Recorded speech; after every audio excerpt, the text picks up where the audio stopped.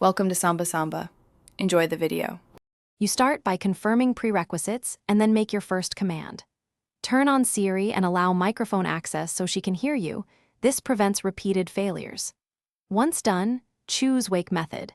Say Hey Siri for hands-free or press the side/power button for a controlled start. Make sure the device is nearby and not face down because proximity affects accuracy. Speak concise requests.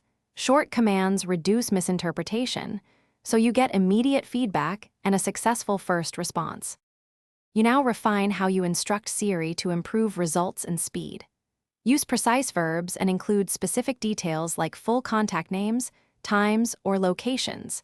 This reduces ambiguity and avoids multiple clarifying prompts. Once Siri responds, follow-up commands work because she retains short context, so you can say, "Text them, I'm running late," right after asking who's attending. Make sure to use natural phrasing and pause slightly after the wake phrase.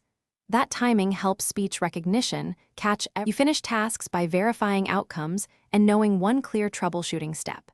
After Siri performs an action, confirm or cancel verbally to prevent unwanted results. This is faster than navigating menus.